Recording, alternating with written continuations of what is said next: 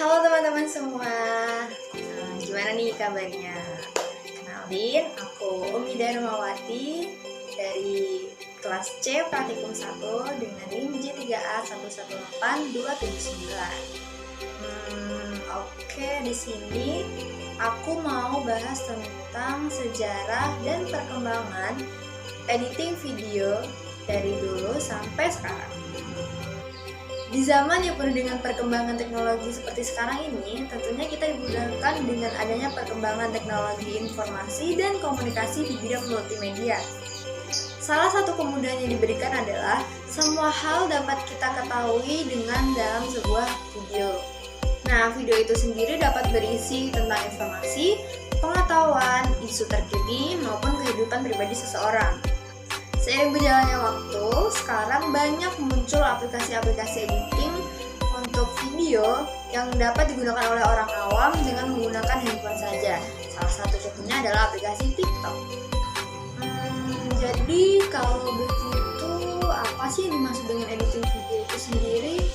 Oke, kita bahas tentang editing video. Editing video adalah proses mengubah atau menyunting suatu video dari hasil syuting untuk menjadi sesuatu yang berbeda dari video sebelumnya. Nah, editing ini dilakukan untuk mencapai hasil yang diinginkan. Proses editing tersebut dapat dilakukan dengan cara memotong gambar ke gambar atau proses cut to cut, maupun menggabungkan gambar-gambar dengan cara menyisipkan sebuah transisi. Kalian tahu nggak sih kalau editing video ini dimulai dari tahun 1800-an? Tepatnya dimulai pada tanggal 28 Desember 1895 yang ditandai oleh sebuah pertunjukan film yang ditonton oleh banyak orang dalam sebuah gedung di bawah tanah yang bernama Boulevard des Capucines di kota Paris yang diproyeksikan oleh layar besar. Nah, Lumiere bersaudara adalah orang yang menyewa ruangan tersebut dan kemudian dikenal sebagai bioskop pertama di dunia dan disebut Grand Cafe. Mulai saat itulah, menonton film adalah suatu pengalaman yang baru bagi semua orang. Film The Jazz Singer adalah film hitam putih pertama yang menyajikan dialog, musik, dan nyanyian dalam satu filmnya. Film tersebut disutradarai oleh Alan Crosland pada tahun 1927. Sebelumnya, film hanya merupakan film diam tanpa dialog maupun nyanyian, hanya diiringi oleh live music performance. Setelah lebih dari 100 tahun, film mengalami perubahan yang sangat pesat, yaitu ditemukannya perkembangan yang dapat menggabungkan antara gambar dan suara dalam satu medium penyimpanan. Nah, dengan perkembangan itulah orang-orang sekarang ini dapat dengan mudah membuat suatu video atau mengeditnya, baik bertujuan untuk komersil maupun keperluan pribadinya. Pertama kali film dibuat hanya berdurasi sekitar 1 menit saja, tanpa adanya proses editing.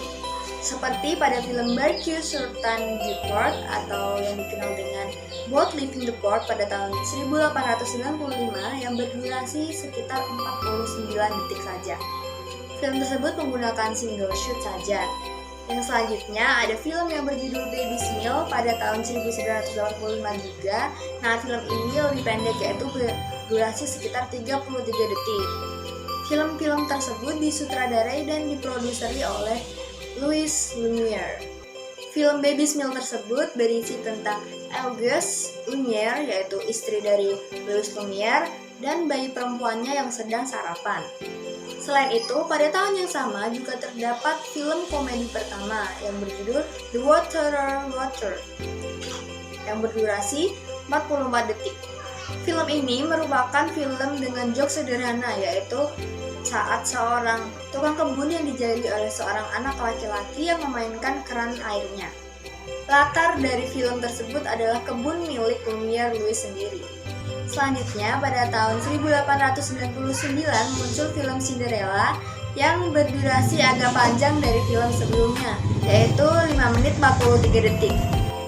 Film ini digarap oleh George Méliès yang diangkat dari sebuah dongeng garapan Charles Perrault.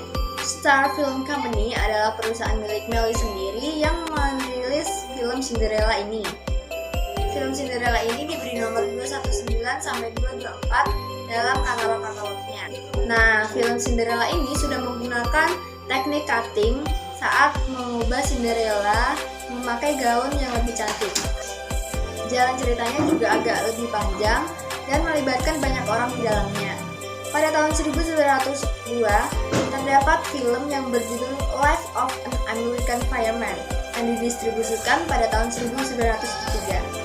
Film ini adalah film bisu pendek garapan Edwin S. Porter untuk Edison Manufacturing Company. Film ini mengisahkan penyelamatan seorang wanita dan anak-anak dari sebuah gedung yang terbakar. Durasinya adalah 6 menit 45 detik. Film ini dibuat dari 20 rangkaian shot. Porter menggunakan teknik intercut pada adegan penyelamatan di dalam ruangan dengan gambar lain yaitu eksterior gedung yang terbakar.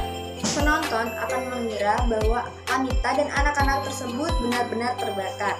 Inilah yang disebut dengan juxtaposition atau juxtaposisi, yaitu penempatan atau posisi shot yang dapat menghasilkan nilai dramatis baru dibanding dengan shot yang berdiri sendiri. Lalu pada tahun 1913 muncul film yang berjudul The Battle at Aldeburgh Gulch. Film ini berdurasi panjang dengan durasi 28 menit 57 detik. Film tersebut disutradarai oleh David Griffith bersama Mae Marsh, Lillian Gish, dan Lionel Barrymore. Griffith merupakan master editing pada saat ini dan semua juga film pasti mengenalnya. Kontribusi yang diberikan Griffith adalah editing konstruksi dramatis, pengaruh variasi shot seperti extreme long shot, close up, cutaway, tracking shot, parallel cutting, serta langkah variasi. Nah, itu dia seputar sejarah dari editing video. Oke, sekarang kita beralih membahas tentang perkembangan dari editing video itu sendiri. Pada tahun 1971, CMX System memperkenalkan CMX 600 yang merupakan sistem non-linear. Hasilnya direkam dan diputar hitam putih dengan video analog, lalu disimpan dalam sebuah film. Film adalah penyimpanan yang dimodifikasi dengan drive seukuran dengan mesin cuci yang dapat menyimpan sekitar 30 menit data digital pada komputer. Resolusi yang dihasilkan cukup rendah sehingga hanya dapat dilakukan untuk offline editing saja. Selanjutnya, pada tahun 1980, banyak muncul perkiraan sistem non-linear editing. Sistem tersebut menggunakan komputer dengan koordinasi bank VCR atau cakram lace. Salah satu contohnya adalah Lucasfilm Edistroid. Sistem tersebut menggunakan beberapa laserdisc dari rekaman mentah yang sama untuk menstimulasi editing access yang digunakan untuk posting suara. Pada 10 tahun kemudian, yaitu tahun 1990, istilah editing non-linear ini diresmikan oleh Michael Rubin dalam bukunya yang berjudul A Guide to Digital Film and Video Editing. Produk akhir dari proses editing non-linear adalah drama akurat IDL yang outputnya berupa floppy disk yang dapat dibawa kemana-mana dengan menggunakan kaset. Sampai pada tahun 1992, perusahaan Apple Macintosh dapat mengakses 50 GB penyimpanan sekaligus. Keterbatasan juga diatasi oleh sekelompok pakar industri. Pimpinannya yaitu Rick A yang merupakan tim digital video di Disney Channel. Pada tahun berikutnya, yaitu pada tahun 1993, muncullah Composer Avid Media, yaitu aplikasi yang digunakan untuk iklan atau mengedit suatu konten tertentu dengan penyimpanan yaitu 7 TB. Film Composer Software Avid menangani konversi kompleks antara tingkat frame video offline dan 24 frame per second atau media komposer yang lebih canggih. Yang selanjutnya pada tahun 2000, format SD mulai diperkenalkan seperti HDV sehingga memungkinkan untuk mengedit materi HD pada komputer standar dengan perangkat lunak editing. Selain Avid, Final Cut Pro dan Adobe Premiere merupakan paket perangkat lunak yang lebih lengkap dan lebih murah. Hingga sampai saat ini, produk-produk perangkat lunak editing baru terus bermunculan dengan menyuguhkan berbagai kemudahan fiturnya baik untuk handphone maupun komputer. Nah, itu dia penjelasan dari aku tentang sejarah dan perkembangan video editing. Menarik banget kan tentunya? Oke deh, aku Midya Rahmawati. Sampai jumpa di video-video berikutnya. Dadah!